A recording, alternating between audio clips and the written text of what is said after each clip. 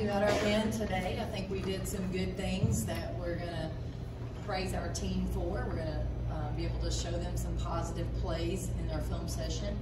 Obviously disappointed in our rebounding today. I've been concerned about it. Numbers have not reflected my concern prior to now, but we knew at some point it was going to catch up with us, and it did today. Gave them too many extra opportunities. Our team knows this, and hopefully it'll get us in gear this week to feel a little bit more urgent with our technique and our box out and our want to there. Questions? Start with Gene. Kelly, to that point, you've talked a lot, and we talked about this earlier, about being more of a process-driven person. Now that you kind of have something tangible, because you talked about the rebounding, how you kind of dominate a lot of people, at least on the stat sheet. Now you have something tangible to kind of hold that. How helpful is that for you as you continue to try to build, I guess in a sense, build basketball players? Right. I think it's important that sometimes you just have to have something to back you up. You know, we're going in, we're talking to our team. They hear you and they understand it, but I'm hoping that this tangible stat sheet is what it will take for them to maybe understand we've got to buy into another level. And I also told them I hope it doesn't take a loss. I really hope it doesn't take a loss. It'd be a great opportunity to learn our lesson after a win and be able to correct it. David in the back on the left.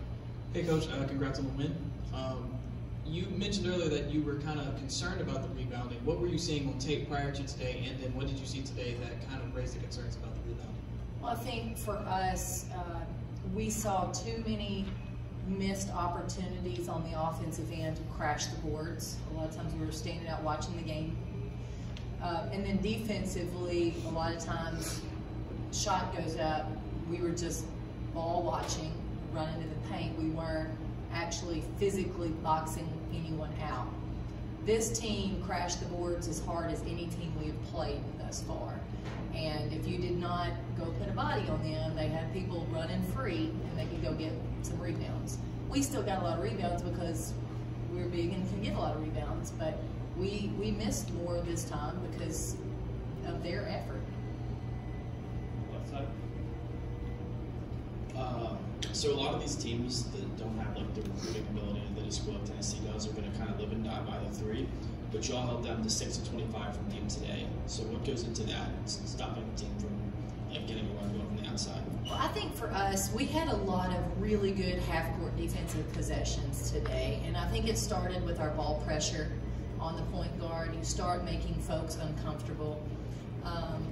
Our contests are long. I mean, we can really get up and contest at a high level because we're tall, we're long-armed. And then I think sometimes those shots may not be the opponent's first option. You know, it's not what they want to do. They want to play, maybe get all the way to the basket. We're a little bit intimidating at the basket, at the rim with our size. So I think there were several factors today for maybe that percentage. Jordan in the back on the right. Kelly, at the start of the season, you said you weren't really sure what this team's identity was. Have you kind of figured out what that is 7 games in? We're working through it. I think we're working on it. I think our team can be a good defensive team. We have shown promise. We have a long way to go. I think offensively we can be a tempo team with a pretty good pace. I think we can share the basketball, play inside and out, so I think that's good. I think maybe another month in we'll know even more. Brandon and Dan. Coach, Zay Green put her crutches aside and helped pregame make passes. They did build a little fort around her so she wouldn't get hit. I understand from her father's post that she just had surgery Wednesday. Just talk about how that went and how she's doing now. Her surgery went great. Probably better than expected, to be honest with you. So she is now on the road to recovery. We know she's going to work hard. We have great trainers, athletic trainers that are working hard to get her back. And it's tough. ACL rehab is really tough. It's challenging mentally, physically, but she's had a good attitude with things.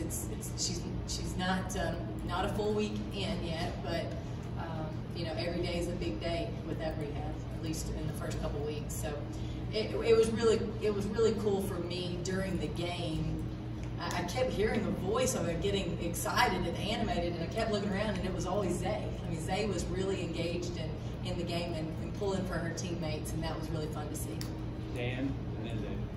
Kellie, going forward, what's going to be your philosophy with non-conference scheduling? Are you going to want to maybe sprinkle in a few more tests at this time of the year, or is this kind of the type of schedule you're looking for, or just what do you have in mind with that? My scheduling philosophy has always been you've got to prepare your team. You've got to prepare your team for your conference, and you got to prepare your team.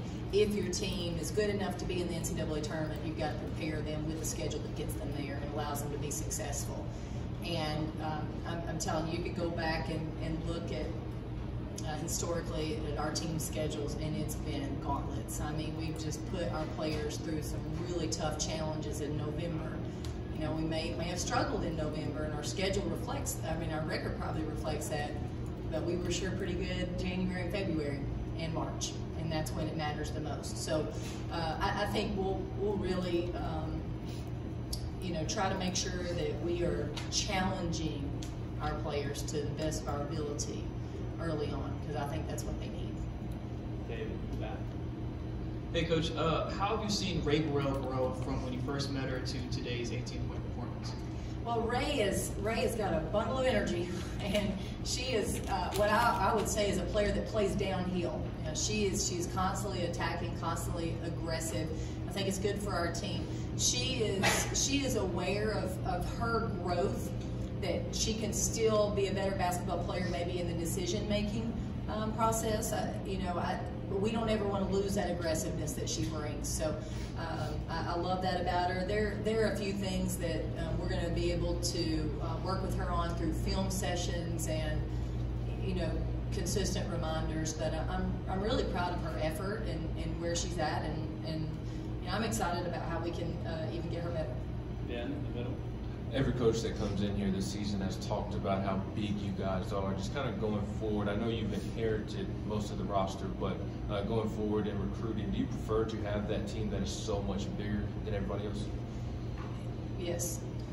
We love our size.